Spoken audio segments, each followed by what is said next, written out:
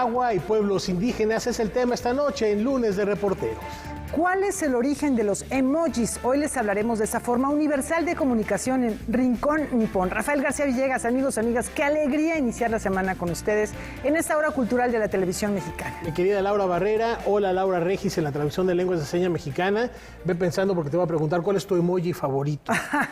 Me parece muy bien, hay una gran variedad. No, son varios, es muy interesante lo que según nos la tiene ocasión, el Rincón Nipón. claro. Dependerá. Y hay algunos que se confunden, ¿eh? Ahorita es verdad, es cierto. Por lo pronto vamos de lleno a la información que hay mucha que compartir. Efectivamente, porque el legado de la Princesa Roja desafía las fronteras digitales para conquistar nuevas audiencias. Vamos a ver. Editorial Planeta, por medio del sello Seix Barral, ha creado la biblioteca Elena Poniatowska, una colección única que reúne 17 títulos esenciales de su obra narrativa, ensayística y periodística. Un esfuerzo editorial que busca poner al alcance de nuevas generaciones de lectores el legado vivo de una autora imprescindible en el panorama literario hispanoamericano. Muchos de los títulos de Elena estaban repartidos en varias editoriales y la intención principal de nosotros era reunir por primera vez en una biblioteca los principales títulos, y si no es que todos los títulos de Elena. Todavía quedan por ahí un par de rezagados, pero pues prácticamente tenemos toda la obra de Elena Poniatowska. La colección cuenta con una propuesta gráfica completamente nueva y portadas que incluyen el trabajo de artistas como Graciela Iturbide, Maya Godet, Yolanda Andrade e Ivonne Venegas.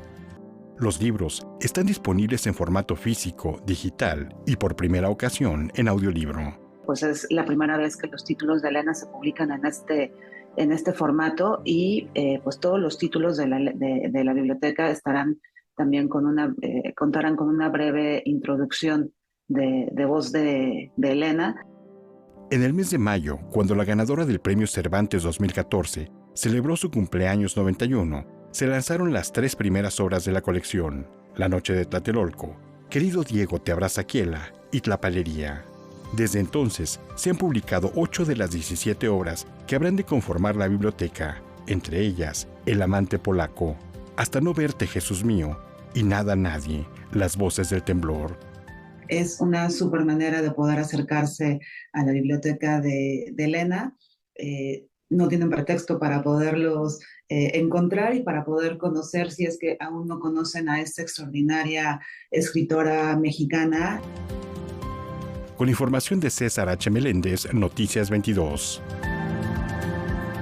La Casa Azul puede sellar nuestra correspondencia. El servicio postal se suma a las celebraciones del recinto. Con la cancelación de una estampilla del Servicio Postal Mexicano, el Museo Frida Kahlo Casa Azul conmemora 65 años de su apertura en una edición que contará con 200,000 estampillas que estarán disponibles a partir del 18 de julio en todo el territorio nacional, dispuestas a viajar por el mundo y también recordar la vocación epistolar de Frida Kahlo. Es el 30 de julio, cuando este inmueble celebre 65 años de haber cambiado su vocación de espacio doméstico para convertirse en el Museo Frida Kahlo Casa Azul y abrir sus puertas a todos los visitantes de México y del mundo que quisieran conocer el espacio personal de Frida. Para acompañar la emisión de esa estampilla y profundizar nuestras reflexiones en torno a la comunicación postal, realizaremos un ciclo de talleres relacionados con este tema. El primero, llamado Para la ausencia, presencia, taller de escritura creativa. Estamos muy agradecidos por la colaboración y buena disposición para que nosotros estemos presentes en una importante conmemoración mediante la estampilla postal. Este recinto cultural contiene gran parte del legado artístico de Frida Kahlo, además de que fue testigo de su elocuente vida y fuente de inspiración. Cada uno de sus rincones fue testigo de esa historia. La gobernadora del Banco de México rememoró que en 1955, un año después del deceso de Frida Kahlo, Diego Rivera constituyó un fideicomiso bajo la administración del Banco de México. El muralista aportó la casa, propiedad de Frida Kahlo, para preservar ahí su legado. Recinto establecido formalmente el 30 de julio de 1958 y que actualmente recibe 500,000 visitantes al año. Esta bella estampilla se suma a la valiosa iconografía en torno a Frida Kahlo y sigue fijando de manera entrañable la presencia de esta artista en la memoria contemporánea. No me queda sino agradecer la invitación a tan emotivo acto y reiterarles el compromiso de nuestro Banco Central para, en su carácter de fiduciario, seguir resguardando el extraordinario legado que Frida y Diego quisieron dejar al pueblo de México.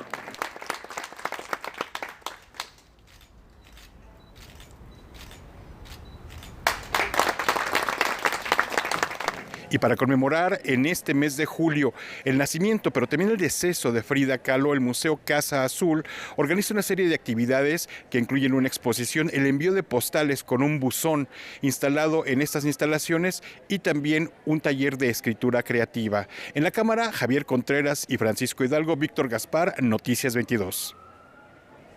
Javier Camarena le canta a su tierra. El tenor, a la par de su agenda operística, celebra los sonidos de México.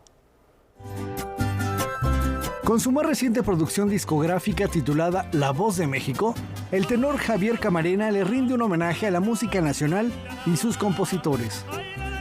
Es un proyecto maravilloso que busca unirnos a todos a una sola voz y ser la voz de México. Es precisamente lo que queremos regalar al mundo, una estampa, una pintura musical que retrate, bueno, la gran variedad musical que tenemos en nuestro país. Es un recorrido por 15 melodías que transportan a diversas atmósferas y épocas. Con ello, pues encontramos el son jarocho y encontramos el huapango huasteco y encontramos por ahí también el sonido típico del ranchero, un poco por ahí de la marimba chiapaneca y el sonido, por supuesto, típico de nuestro mariachi, lo mismo que, bueno, el bolero en un color que nos hace recordar aquellos salones de baile que había aquí en nuestro México. Son canciones de grandes compositores.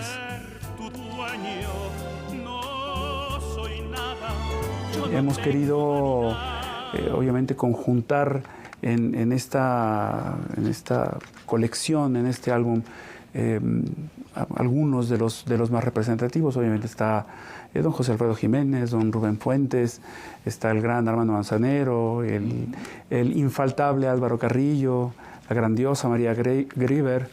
Pero pues por ahí está un Miguel Pous que tampoco es de los más conocidos y sin embargo tenemos aquí una de sus canciones más hermosas, que es Mi amor por ti. Hasta que te conocí.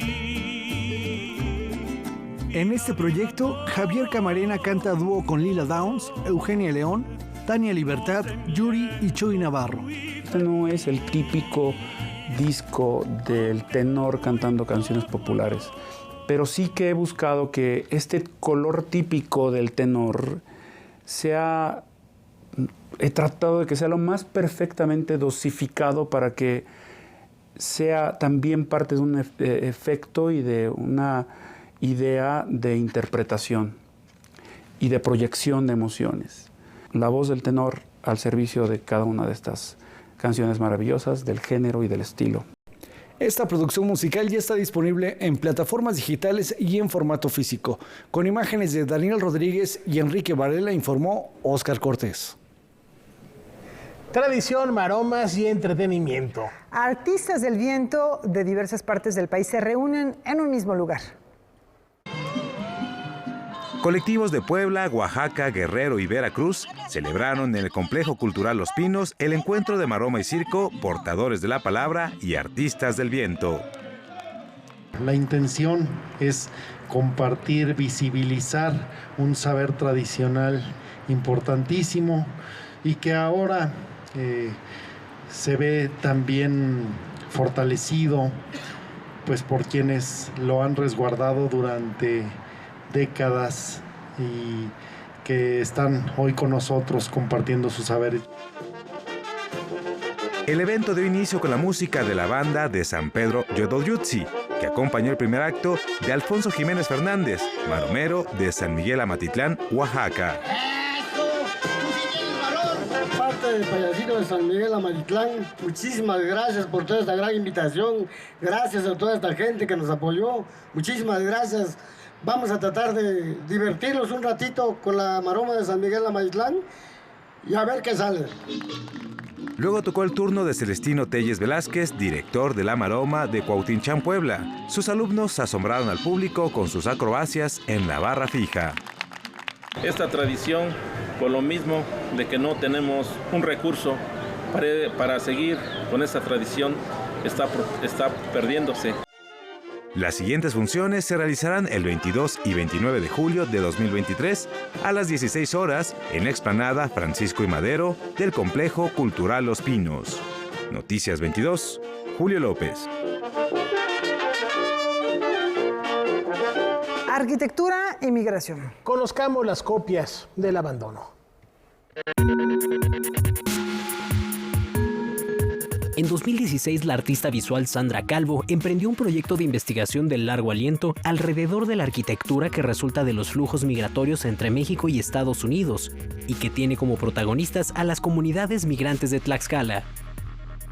Narra en particular las complejidades que tiene la clase trabajadora migrante de poder hacerse de un lugar, ¿no? De poder construir en un territorio en el que ha sido despojado, ¿no?, su casa. Bajo el título de Copias del Abandono, el proyecto se enfoca en un fenómeno particular que vincula a los estados de Tlaxcala y Wyoming. Y es que una importante comunidad de migrantes tlaxcaltecas se ha encargado de construir y dar mantenimiento a las mansiones y casas de verano que millonarios estadounidenses habitan durante un par de meses al año en el pueblo de Jackson Hole. Estas casas sirven de modelo para las viviendas que los migrantes piden a sus familiares levantar en su tierra de origen. Mandan estas remesas a México para construir casas que se parezcan, que tengan un suerte parecido con estas casas, como los techos a dos aguas, las escaleras en caracol, los garages, las chimeneas. Por muy diversas circunstancias, los migrantes tlaxcaltecas rara vez llegan a ocupar estas grandes edificaciones, que eventualmente se convierten, a decir de la artista, en esculturas habitables. Para mí la pregunta clave es ¿qué tipo de casa habitan los migrantes, ¿no?, en este largo trayecto que tienen?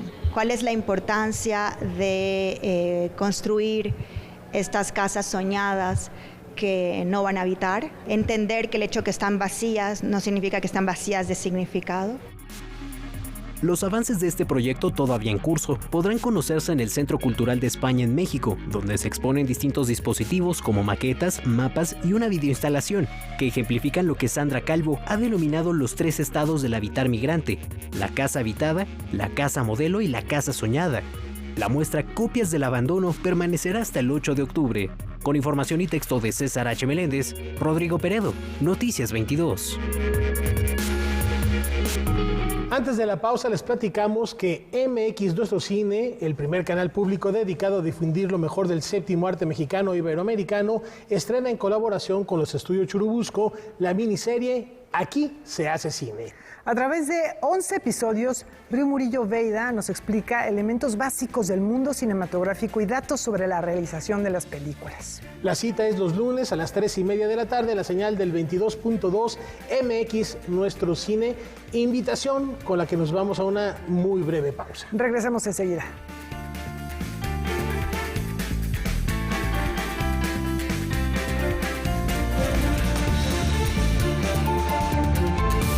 Tramitar mi INE es valioso porque es muy importante que mis valores se vean reflejados en las decisiones de mi país. Estoy muy emocionada porque por fin mi voz va a contar. Porque ya es tiempo de tomar mis propias decisiones. Ya puedo tomar decisiones, ya puedo votar. Así empecé mi cumpleaños, yendo por mi INE. Si ya cumpliste 18 años, ve al módulo del INE y tramita tu credencial. Haz tu cita en INE.mx o llama a INETEL 804-33-2000. Mi INE es valioso porque me identifica y nos une. Nelson Mandela said, education is the most powerful tool to change the world. Él dedicó su vida a luchar por la igualdad y nunca renunció a su ideal de justicia. Pasó casi 30 años en la cárcel, pero logró unir a una sociedad dividida y enfrentada y edificar un país en el que todas las personas posean los mismos derechos. Sudáfrica hoy, un camino a la libertad. 105 natalicio de Nelson Mandela. Día Internacional de Nelson Mandela. Martes, 19 horas, por Canal 22. La cultura se ve en todas partes. Sigamos de cerca la historia de Xuan, la joven vietnamita que ha llegado a trabajar al país nipón. Descubre cómo resuelve los problemas de comunicación con útiles estrategias, mientras que junto con ella aprendemos japonés de forma divertida. Aoi-chan wa nande waratte no? Sasaki-san ga anna taido ni naru tte koto wa nanika machigaetan deshou ne. Kikanu wa issou no haji. Te yansu yo. Activa tu japonés. Xuan se supera en Japón. Nuevos episodios. Miércoles, 23:30 horas.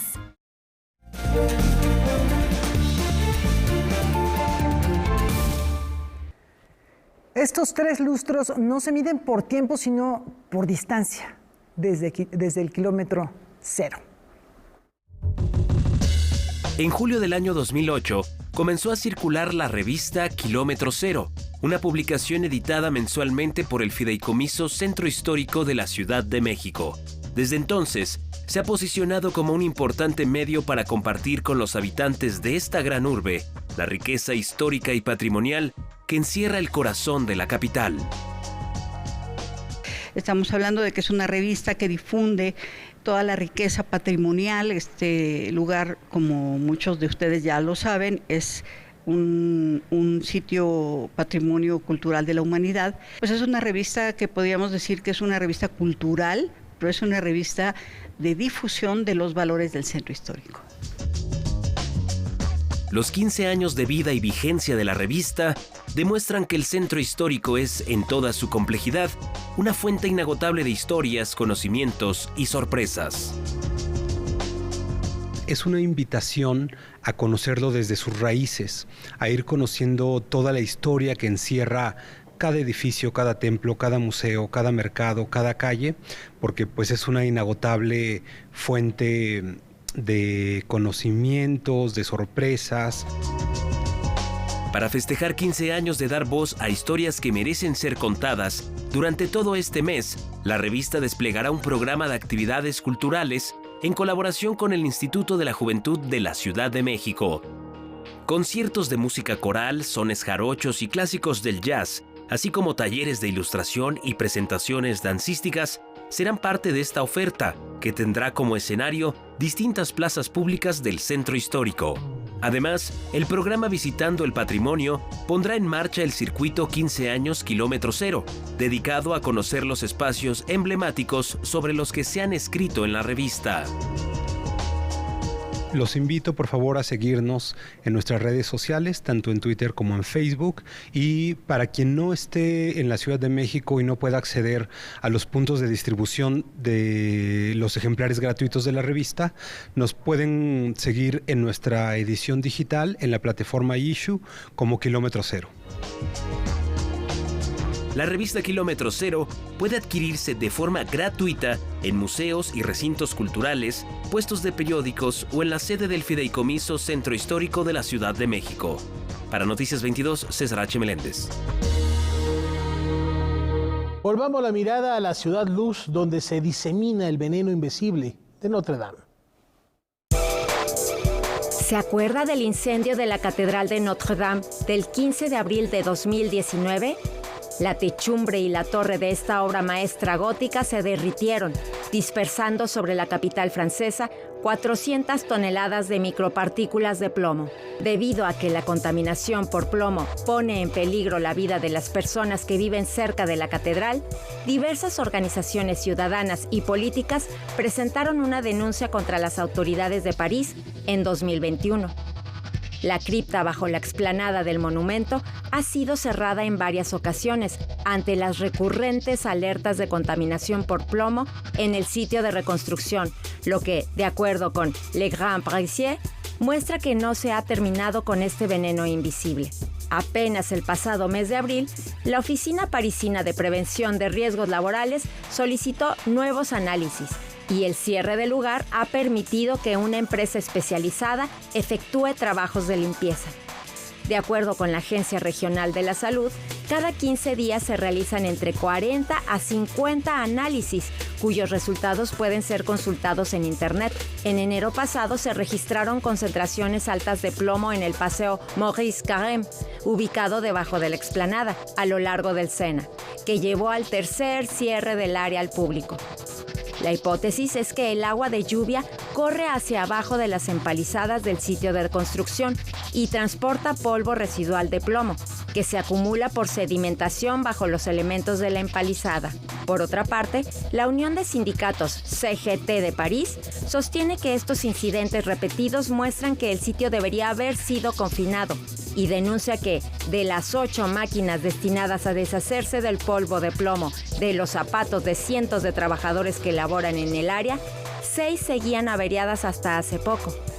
En contraste, aseguró a Le Grand Parisier, el comité encargado de la reconstrucción de la Catedral de Notre Dame, el sitio está completamente aislado del espacio público por empalizadas, por protocolo de acceso a la zona con trajes especiales y con duchas obligatorias a la salida.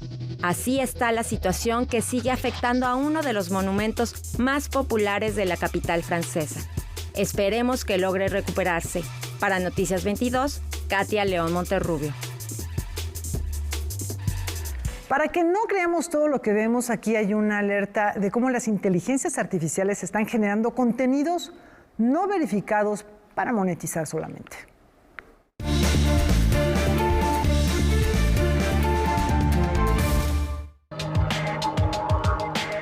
De acuerdo a Newswire, organización que se encarga de rastrear información falsa en la Internet, encontraron en abril al menos 49 webs de noticias que estaban escritos casi en su totalidad por chatbots de inteligencia artificial.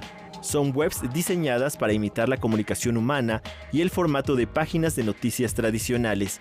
Casi todo el contenido presenta un lenguaje suave y frases repetitivas, características de la inteligencia artificial. En estas webs de noticias utilizan títulos sensacionalistas como ¿por qué bostezar es contagioso? O ¿por qué el cielo es azul pero el espacio es negro?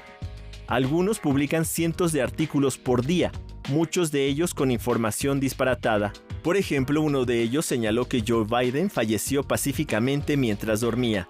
Además, los sitios están saturados de publicidad.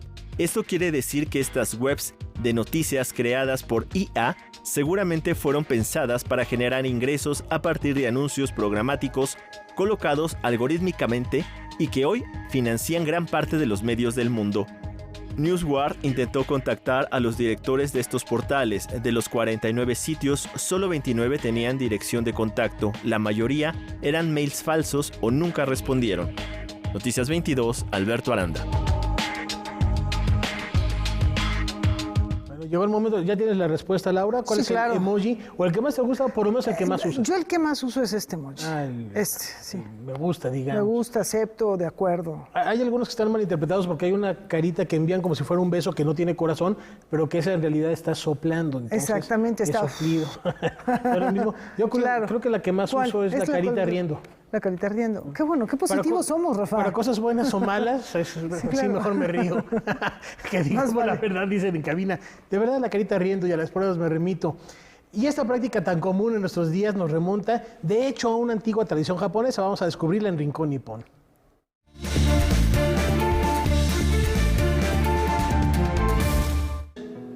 Konnichiwa amigos, bienvenidos a Rincón Nippon. Yo soy Miri Murasaki y hoy vamos a hablar sobre los emoji y su interesante relación con la cultura japonesa. Los emoji se han convertido en una forma universal de comunicación en la era digital, pero ¿sabías que su origen se remonta a Japón? Estos pequeños iconos digitales representan emociones, objetos, actividades y mucho más. La palabra emoji se compone de e, que quiere decir imagen, y moji, que significa escritura y carácter. Fueron creados en 1999 por Shigetaka Kurita, un diseñador japonés. Kurita desarrolló los primeros 176 emojis para transmitir emociones en mensajes de texto limitados por caracteres. El 17 de julio se celebra el Día del Emoji, debido a que la imagen que se usa para representar el calendario con emoji tiene esa fecha. ¿Lo habías notado? Según estudios, el emoji más utilizado a nivel global es el rostro con las lágrimas de alegría. Este emoji captura una emoción universal y se ha convertido en una forma de expresar risa y diversión en las conversaciones digitales. Los emojis tienen su propia Emojipedia, en donde se organizan por categorías, nivel de uso y significado. Gracias a esto se actualizan constantemente. Se han agregado algunos nuevos emojis a la biblioteca global, como el arco iris de la diversidad y el tradicional dulce japonés llamado dango. Se han convertido en una parte integral de la comunicación de las personas en la actualidad, ya que el texto pierde mucha información como tono, gestos y entonación. Los emojis recogen esta información para enriquecer la comunicación. Su creador, inspirado en la cultura japonesa, incluyó símbolos como sushi, ramen, onigiri, entre otros, que hacen alusión a la gastronomía japonesa. Sin embargo, existen otros emojis más icónicos de la cultura nipona que tal vez hayas notado, como la mochila randoseru, la máscara de tengu, la flor de cerezo, el kimono, oni, ogro japonés, entre otros. Los emoji no solo añaden diversidad y sabor a nuestras conversaciones virtuales, sino que también reflejan la riqueza cultural y tradiciones arraigadas en Japón. ¿Cuál es tu favorito? Yo soy Miri Murasaki y nos vemos a la próxima por Rincón Nippon. ¡Sayonara! Sayonara, Miri. Y bueno, ocurre mucho estas confusiones con los emojis y también por esta cuestión de error de dedo y que manda uno un emoji que no es. ¿Cómo se puede uno disculpar? Eso habría de explicarlo en algún momento o borrarlo. No era este. Te estás justificando. Por favor, no.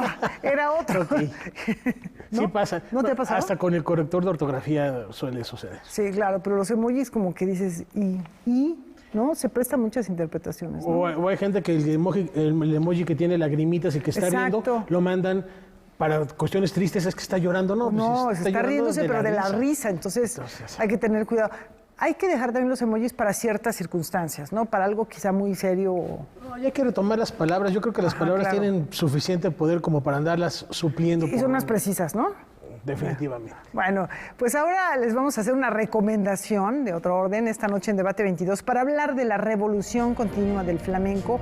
Acompañan a Javier Aranda Luna, la coreógrafa ganadora del premio Princesa de Asturias, María Pajés, y el dramaturgo y director de escena, Elarbi El Arti. No se pierdan esa charla al término de Noticias 22. Bueno, pues es una tradición, es una forma cultural en constante movimiento, transformación, dinámica, ¿no? Con orígenes gitanos y con una presencia muy importante en el siglo XXI. En gran parte del mundo. En gran parte del mundo, que tiene canto, que tiene baile, que tiene música. Que tiene poesía. Y el duende suelto, por supuesto. Por supuesto. Regresamos en un instante.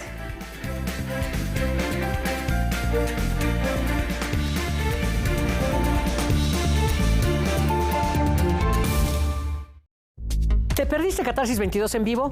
No te preocupes, relájate. Y este próximo sábado a las 10 de la noche puedes verlo desde casa porque la conversación se puso buenísima en nuestra repetición. Y si no, los lunes a las 11:30 de la noche, solo aquí por Canal 22, donde la cultura también se ve. Catarsis 22, retransmisión sábados 22 horas. ¿Qué de absurdo e hilarante tiene el caos en la vida? ¿Verdad? Puede que haya llegado el momento de las reconciliaciones. Dépêche-moi! Encore droit à un vœu. Arrête avec ces conneries, fais quelque chose! Quoi, qu'est-ce qui se passe? C'est les gars de Simon? Non, pour l'instant, tout va bien. Par contre, il y a quelqu'un qui veut te voir. Une femme. El agente inmobiliario, una serie escrita y dirigida por Edgar Queret. Fin de serie en Series Estelares, martes 21:30 horas. Artistas de diversos ámbitos unen su pasión por la lectura con los libros que han marcado su trayectoria, su vida y su visión del mundo. ¿Por qué hoy elegiste ese libro? Porque me identifico mucho con lo que te decía hace rato, de que creo que es súper importante llorar. Cuando yo veo a un joven abrir un libro, recupero la esperanza. Sin lecturas no hay suficiente estímulo y además... Léemelo. Nuevos capítulos. Jueves, 19 horas. Disfruta de Noches Emplumadas en el único programa de radio hecho para la televisión. De la mano de Fernando Rivera Calderón, acompañado de Vilma y los músicos del Titanic, además de grandes invitados. Qué gusto tenerlos aquí, cuánto amor, cuánta magia destila. Me canso ganso. Nuevos episodios, jueves 21:30 horas. Por Canal 22, la cultura se ve en todas partes.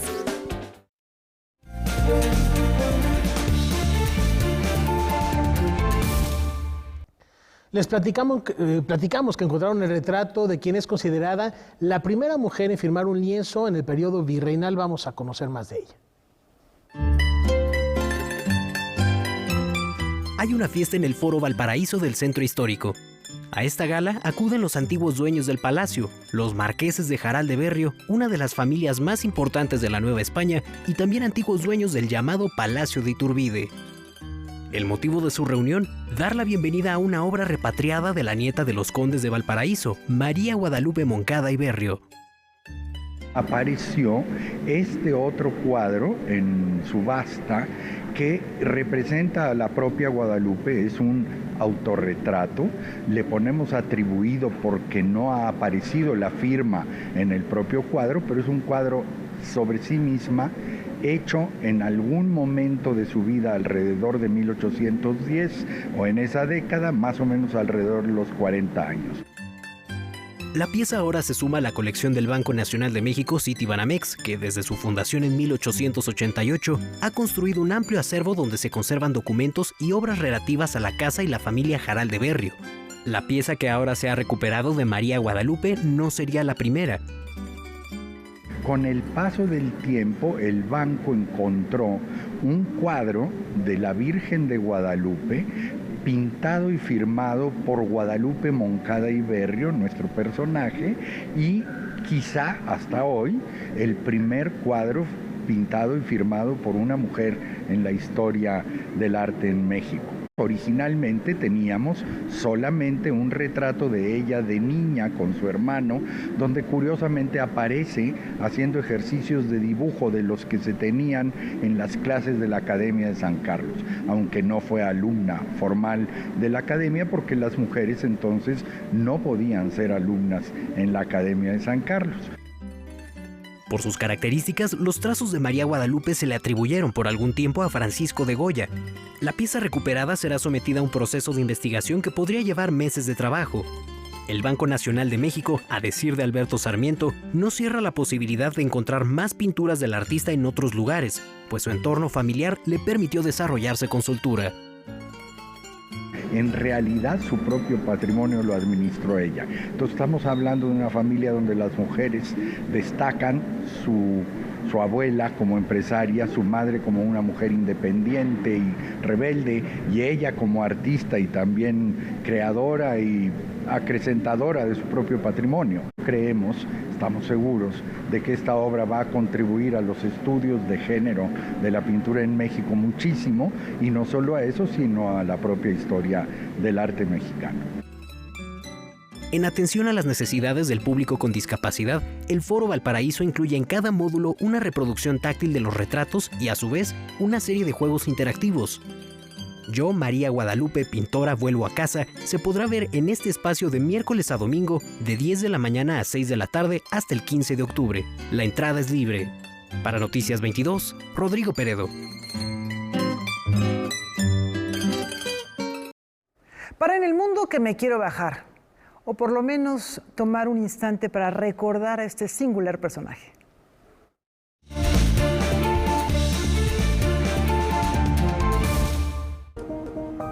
Es como si Mafalda en estos años ha tomado una vida propia que yo no la manejo tampoco, ¿no? El padre de Mafalda, el genial Joaquín Salvador Lavado Tejón, mejor conocido como Quino, hoy estaría cumpliendo 91 años de edad. El dibujante nació el 17 de julio de 1932 en Guaymallén, Argentina. Fueron sus padres, de origen español, quienes lo nombraron como Quino. Desde niño mostró su talento para el dibujo y a los 12 años ingresó a la Escuela de Bellas Artes. En 1964, Quino logró realizar la primera adaptación del personaje más icónico de su vida, Mafalda, una niña atrevida, sin filtros, y que se preguntaba del mundo todo lo que las personas querían saber. Quino falleció a los 88 años, un 30 de septiembre del 2020. De los múltiples premios que recibió podemos nombrar el Conex de Platino y de la trayectoria, la Palma de Oro en el Salón Internacional del Humor de Bordighera y el Príncipe de Asturias de Comunicación y Humanidades. Noticias 22, Alberto Aranda. Bueno, un hombre que supo, que es también sinónimo de inteligencia, manejar el sentido del humor para compartirnos una visión distinta del mundo a través de los ojos de una niña brillante, muy inteligente, y que hoy sigue siendo un referente indiscutible, Laura, de la cultura popular, y que nos sigue haciendo reír y que nos sigue haciendo pensar. Sobre todo eso, yo creo que conjuntar el humor con la inteligencia no es nada fácil. Hay muchísimas frases de Mafalda. Una de ellas le preguntan, ¿conoce algún deporte de riesgo? Sí, a veces me atrevo a dar mi opinión. Y sí, es verdad, ¿no? Y aparte estamos viviendo pues una época cuando se crea este personaje en la que para Quino no es tan fácil expresar su opinión. Todavía estamos hablando de una época difícil. Él vivió pues esta etapa de dictaduras en el Cono Sur, en Argentina, que pues no te permitían hablar. Y el humor yo creo que también es una estrategia, ¿no?, de comunicación. Y de inteligencia, ya lo decíamos, símbolo de inteligencia, ahí está el sentido del humor y el recuerdo a Joaquín Lavado Quino. Y cambiando de tema, a propósito de grandes personajes, a este compositor se le atribuye la frase: un artista debe ser único y un mundo en sí mismo. Y él, de hecho, lo consiguió marcando un hito en la escena del romanticismo musical. La orquesta Escuela Carlos Chávez rindió homenaje a Sergei Rachmaninoff por el 150 aniversario de su natalicio. Un compositor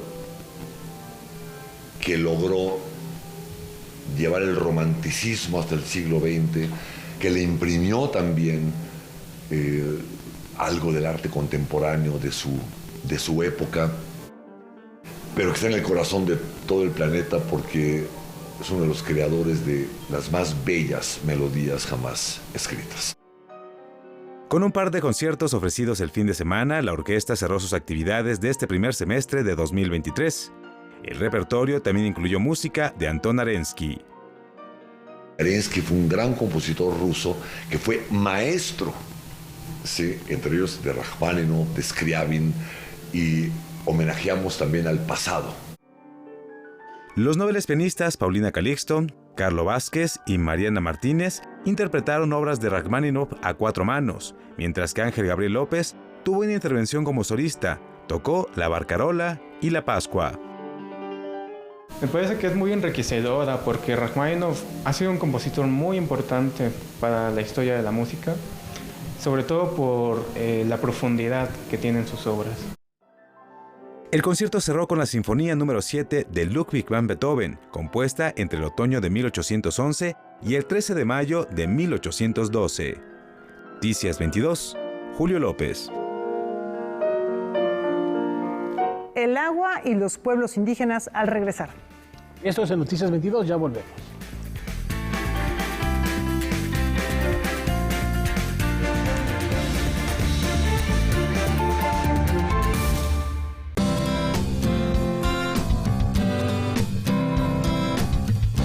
Como audiencia, tienes derechos. Debes conocerlos para poder ejercerlos y ser parte de los televidentes críticos y participativos. Es muy importante que sepas que los contenidos que ofrece tu televisora deben reflejar pluralidad ideológica, política, social, cultural y lingüística. Para más información, consulta la página de defensoría.canal22.org.mx.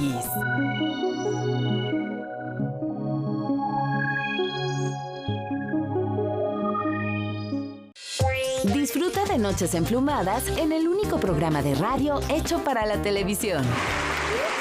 de la mano de Fernando Rivera Calderón, acompañado de Vilma y los músicos del Titanic, además de grandes invitados. Qué gusto tenerlos aquí, cuánto amor, cuánta magia destila. Me canso ganso.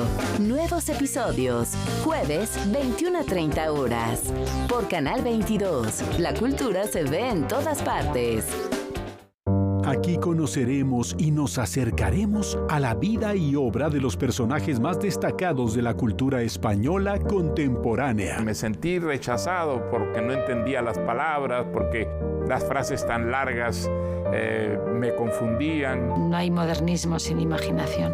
No hay ningún otro pintor español, hasta Picasso, muchos años después, que haya tenido un reconocimiento como el de Sorolla en ese momento. Imprescindibles en series estelares. Estreno, nuevos episodios. Sábados, 21 horas, por Canal 22. La cultura se ve en todas partes. Hola, soy Harold Torres y los invito a que nos acompañen a Lémelo, ya que en esta ocasión platicaremos con la reconocida actriz y escritora Lisa Owen para hablar de algunas de sus lecturas más importantes. Es como poder viajar en tu día a otro lugar, a otro tiempo, a hablar con gente brillante que te alimenta. No se lo pierdan por TV UNAM y Canal 22. Nuevo capítulo, jueves, 19 horas. María Pajés, Premio Princesa de Asturias. ¿Tiene futuro el flamenco entre los jóvenes? El flamenco es un gran arte y el flamenco tiene esa gran virtud de convocar a la humanidad y por tanto en los jóvenes tiene un lugar y una fe para que sean hombres y mujeres de futuro. De todo esto hablaremos aquí después del noticiero. Hoy, 21 horas, por Canal 22.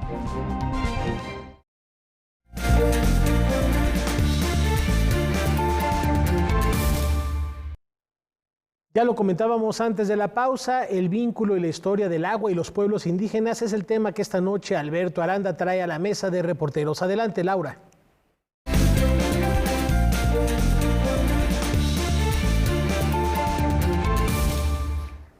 Así es el agua, el origen de la vida y sin la cual esta no es posible, es también un símbolo para las culturas.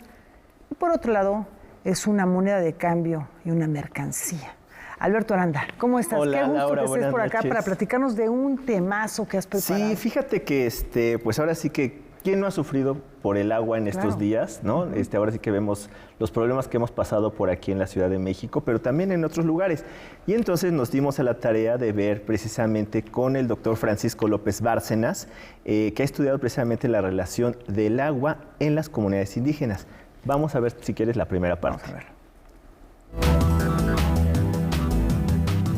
El agua, considerado un bien común para las comunidades indígenas, era parte fundamental de su relación con la deidad y la vida cotidiana. Con la llegada de los españoles, la colonia y posteriormente la conformación del Estado mexicano, el uso del líquido se fue transformando. Evidentemente, en la época prehispánica, el agua era un elemento sagrado, y sagrado quiere decir que conectaba con los hombres y con los dioses. La administraban generalmente los sacerdotes. En la Constitución de 1917 en México sucede una cosa importantísima. Los constituyentes, los campesinos, los abogados, los profesionales que estaban ahí, crean prácticamente la idea de propiedad originaria. No había, ni en la Grecia, ni en la Roma, ni en ningún lado había propiedad originaria, que es que los bienes son de todos. En nuestro caso, la Constitución sigue diciendo las tierras y aguas son propiedad de la nación. Con el gobierno de Carlos Salinas de Gortari, el uso que se le dio al líquido y la relación con las comunidades indígenas cambió. La Ley de Aguas Nacionales de 1992 la trata como mercancía. Se puede ver muy claramente en las concesiones. El agua, por ser un bien nacional, solamente la pueden aprovechar los particulares por medio de concesiones. Pues las concesiones que se otorgan son por 50 años, al primero que la solicita. No al que demuestre que va a usar, qué uso va a hacer, sino el primero que la solicita por 50 años, prorrogables por 50, o sea, 100 años. Y así hemos llegado al absurdo de que, por ejemplo, los bancos, Bancomer, tengan muchísimas concesiones. Un banco o que una exministra de la Suprema Corte de Justicia tenga... O sea, la pregunta que yo me hago, o sea, ¿qué hace un banco con concesión de agua? Las cerveceras en el norte tienen muchísima agua. Se ha fomentado la explotación de los mantos acuíferos, la construcción de presas y la desviación de caudales para atender la demanda de la industria, no así de la población. El capitalismo está convirtiendo en mercancía lo que no era mercancía. En su afán de apropiarse, de acumular riquezas, ha hecho esto. Y hemos convertido al agua en una mercancía que puede acceder a ella, pues quien puede pagar. Y eso, eso no es una frase retórica, se sabe sobre todo en las ciudades, ¿no? Las grandes colonias urbanizadas, industriales, donde vive la gente que tiene dinero para pagarla, nunca le falta agua. Las colonias en donde vive gente pobre, la que va al día con salario, pues siempre le falta agua. Noticias 22, Alberto Aranda.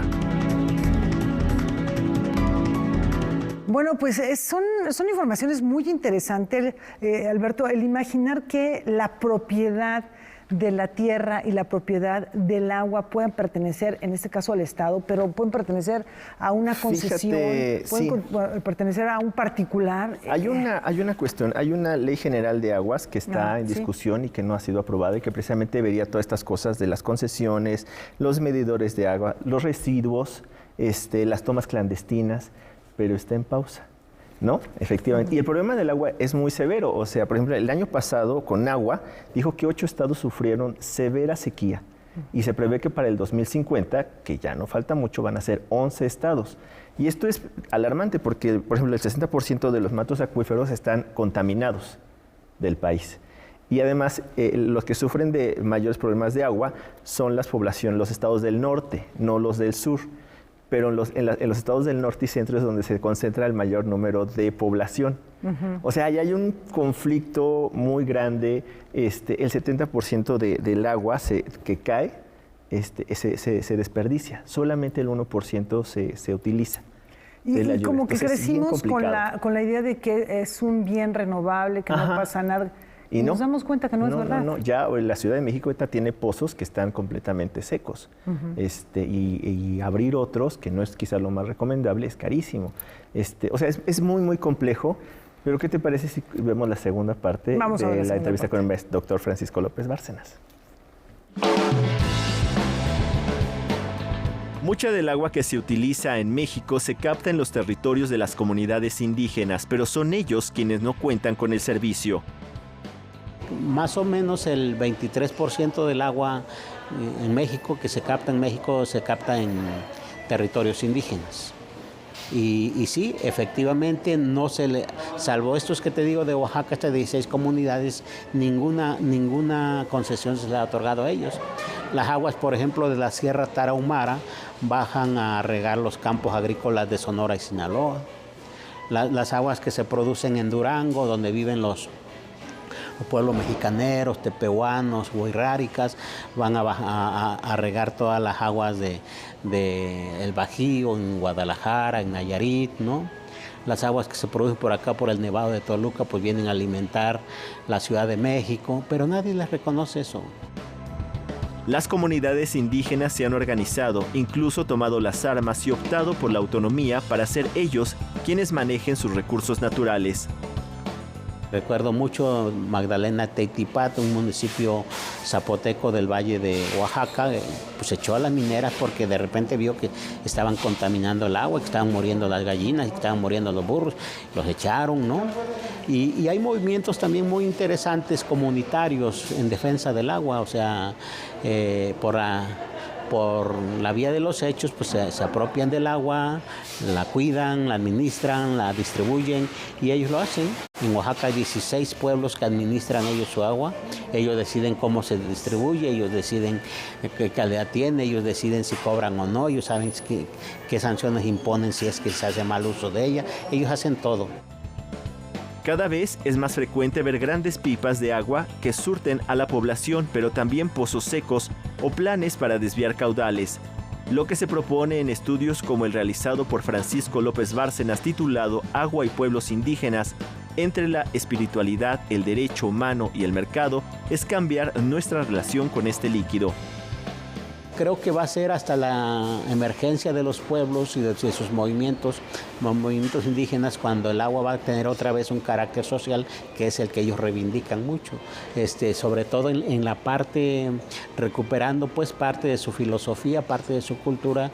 Ellos dicen que el agua no es una mercancía, no está a la venta, que es su hermana, ¿no? Que hay que cuidarla, que ella es la que da de comer, que ella es la que da la vida, y entonces ponen en el centro otra vez el agua como un elemento espiritual. Noticias 22, Alberto Aranda.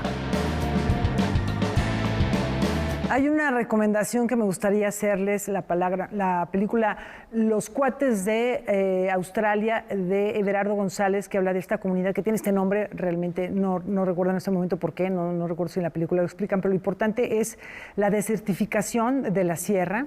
Y además el éxodo que provoca, Alberto, las condiciones complicadas para obtener el agua, la muerte de los animales, la muerte de las cosechas. Sí. Y esta comunidad que se encuentra en esta región complicada en nuestro país, como hay muchas otras con escasez de agua, tienen que emigrar. Hay un éxodo de comunidades. Este es un ejemplo de ellas. Si pueden ver la película, se van a dar cuenta de lo que viven en muchas zonas, que no solamente las ciudades están sufriendo de este estrés hídrico, sino también las comunidades que son rancherías. Justo y que están es lo que alejadas. menciona el doctor. Efectivamente, la mayor cantidad de agua, como lo decía, se capta en las comunidades de los pueblos originarios, en las comunidades indígenas.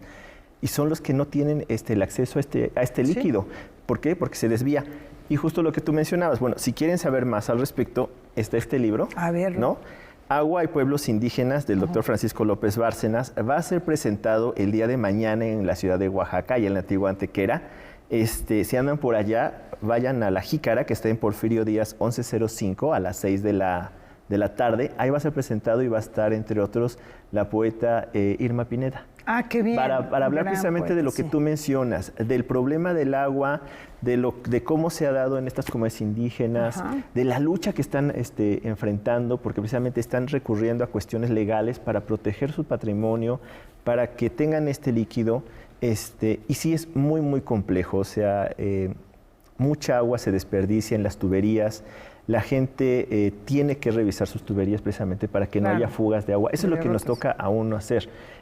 Es muy complejo. Por ejemplo, México es de los países que consumen más agua embotellada cuando somos de los países que tienen más agua. Efectivamente. ¿No? Entonces, pero no confiamos en el agua que en teoría es un agua potable que tendría que ser apta para el consumo humano. No confiamos en ella porque además tenemos un sistema muy deficiente de almacenamiento, que son tinacos que no están sellados de una manera confiable, a los que se pueden meter cualquier cantidad de microorganismos. Y bueno, la contaminación del agua sería otro tema que habría Nos falta mucha cultura precisamente abordar, para el agua. Efectivamente, y como tú dices, ahora sí que hay varios temas: la ciudad, las urbes, la industria, las comunidades. Ahora sí que el tema pata para mucho. Si la gente quiere que sigamos abordando estas cuestiones, pues que nos escriban a las redes de Noticias 22. Claro, sí. Y con gusto les damos salida. Y que nos salida. sugieran algunos temas. Exacto. O nos pongan algunos ejemplos para que podamos continuar con esta investigación. Muchísimas gracias, Alberto. No, al contrario. ¿Qué te parece, Rafa? No, bueno, bien lo refieren, un tema con muchísimas aristas. Hablas de la contaminación, pero no solo la contaminación directa del agua por las grandes industrias, sino la contaminación del agua por la contaminación del suelo, por arrojar basura en las ciudades, una mala urbanización que también se ve en el reflejo en la manera de almacenar, de captar agua y de distribuirla. Y el tema es larguísimo. Gracias por la reflexión, Alberto. Seguramente habrá que retomarlo por alguno de estos otros campos. Nos vemos muy pronto. Y nos vamos a despedir, lo hacemos como es costumbre con música, en esta ocasión de Wojciech Kilar, a propósito de un aniversario más del natalicio de este prolífico compositor polaco, nacido en Leópolis, actualmente es Ucrania, esto fue en el año 1932. Su obra trasciende las salas de concierto, pues también incursionó en el mundo de las bandas sonoras, dejando piezas inmortales, como por ejemplo la compuesta para el Drácula de Coppola o el pianista de Polanski, y así lo recordamos.